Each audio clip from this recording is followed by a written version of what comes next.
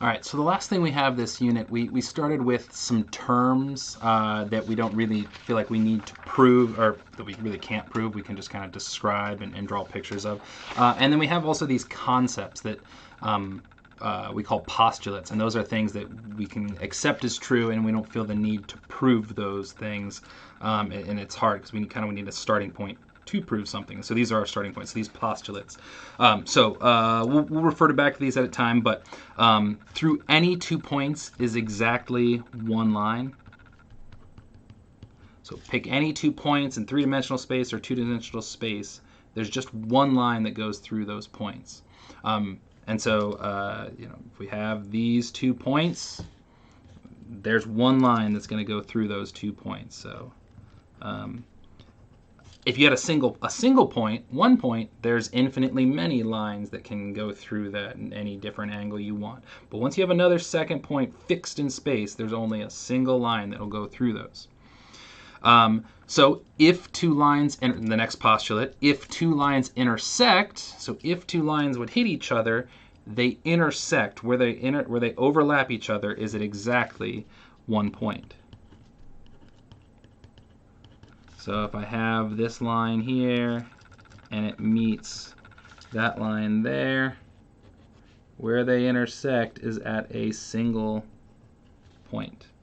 All right, so if I draw this and if I label these A, B, C, maybe I'll give those some labels, what the heck. So line AB intersects BC, and they intersect at that single point. That would be the overlap between those two. All right, not too bad. Those ones. This one's a little more weird. If two distinct planes intersect, so if we have planes, these flat surfaces, if they kind of overlap, which is kind of hard to picture, but that's kind of the best way we can picture it. Those two planes, you have one plane here hitting another plane. Where they overlap is not actually just a single point, but if you think about it, it's going to be exactly one line. So two planes, two distinct planes, not the same plane, because but two different planes, if they intersect, they're going to intersect on exactly one line. And then you might be thinking, oh, well, do all lines, don't all lines intersect? Or don't all planes intersect? So the line intersection thing, first of all, parallel lines never intersect, right? We know parallel lines never intersect in two-dimensional space. But actually in three-dimensional space, if we get out there, we can have lines that aren't parallel that never intersect because if you add that third dimension. So you may have always thought, oh, two lines always intersect. First of all, two non-parallel lines, but then that was just in two-dimensional space. In three-dimensional space, they might not.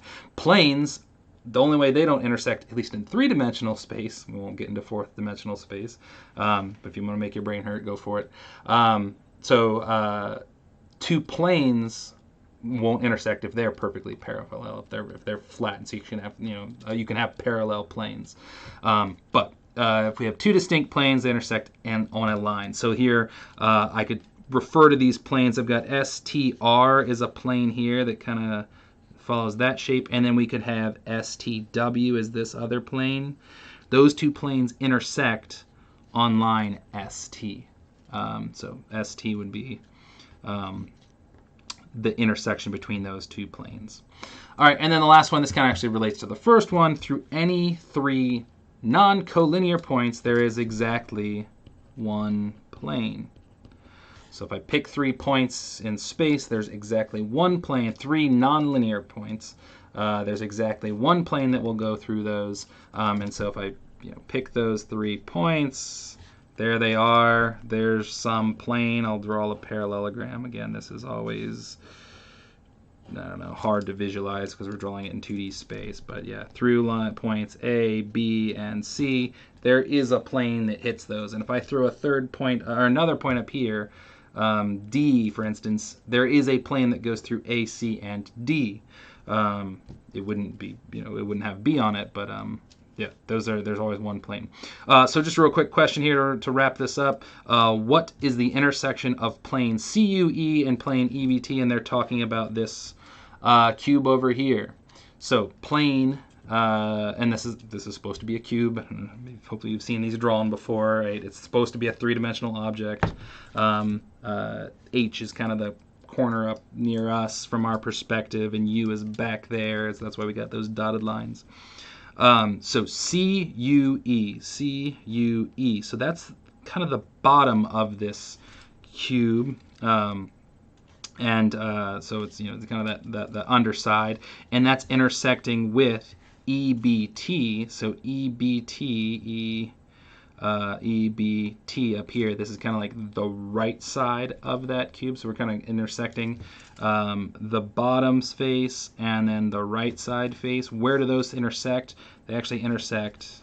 They both kind of share that. And then really it's, if you're going for the entire plane, not just that solid, it actually would kind of go on forever in those two directions, because the planes actually go forever. So what is the intersection of plane CUE and EBT? It's E and B.